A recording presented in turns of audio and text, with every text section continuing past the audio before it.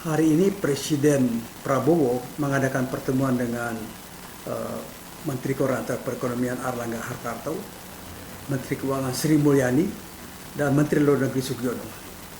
Ketiga menteri ini ditugaskan oleh Presiden Prabowo untuk berangkat ke Amerika membawa surat resmi dari pemerintah Indonesia untuk melakukan negosiasi terhadap tarif resiprokal yang dikenakan oleh Presiden Donald Trump sebesar 32% kepada Indonesia. Beberapa ekonom menilai ada dampak terhadap kebijakan baru pemerintah Amerika ini, dan tapi tidak terlalu ekstrim ya. Artinya Indonesia masih punya pangsa pasar lain di luar Amerika, dan memang ada beberapa produk-produk seperti garment, tekstil, ya, kemudian komoditas pertanian lainnya itu akan memberikan pengaruh terhadap masalah ini. Ya.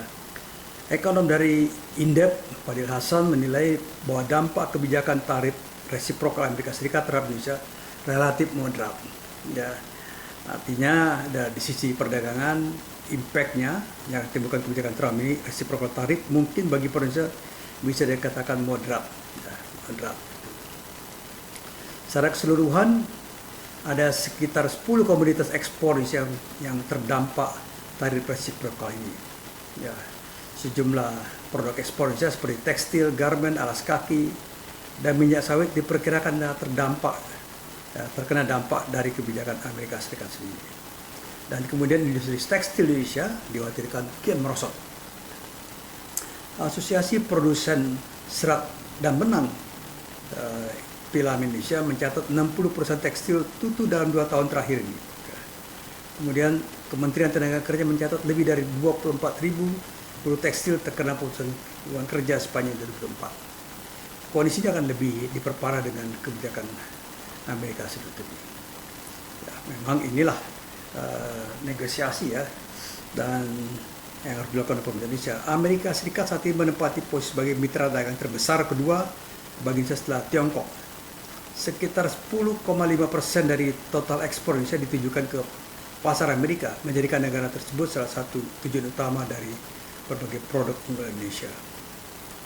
Selain itu, Indonesia juga berhasil mencatatkan surplus perdagangan yang signifikan dengan Amerika Serikat, yaitu sebesar 16,8 miliar dolar AS.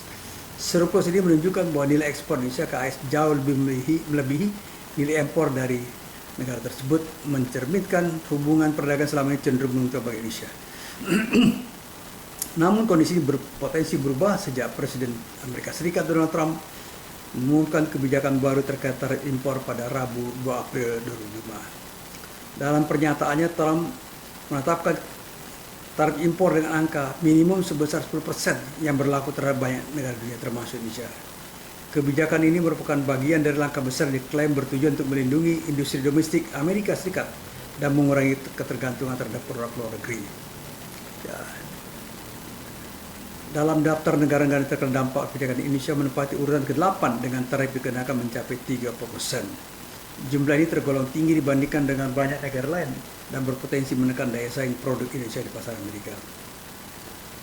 Secara keseluruhan, sekitar 60 negara tercantum dalam daftar penerima kebijakan tarif baru ini. Mereka dikenai tarif imbal balik yang sebesar ditentukan berdasarkan setengah dari tarif yang mereka kenakan terhadap produk asal Amerika. Nah, dalam daftar tersebut, Indonesia bukan salah satu negara Asia Tenggara yang terdampak.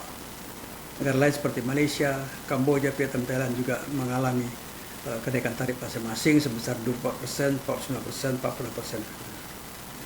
Ya, ini yang ini kan. Dan kemudian menghadapi kebijakan Trump ini, Prabowo melakukan diskusi dengan sejumlah negara Asia Tenggara. Ya, misalnya dengan Malaysia, ya, kemudian juga dengan Sultan Brunei Darussalam, Presiden Filipina, dan Perdana Menteri Singapura, Loremont. Nah, ini yang jadi ada bersatu negara-negara ASEAN ini ya, kemudian untuk mengatasi masalah Trump ini. Di dalam negeri, kalangan DPR meminta pemerintah agar lebih giat melakukan mengupayakan segala macam upaya ya untuk supaya kita bisa lolos dari persoalan ini. Ya, ini persoalan besar dan akan menimbulkan situasi ketidakpastian. Tapi ada efek balik juga pada Amerika Serikat, bahwa mereka juga terkena imbas dari kebijakan pemerintahan yang baru ini. Produk pertanian mereka juga akan kena masalah, ya seperti itu kira-kira.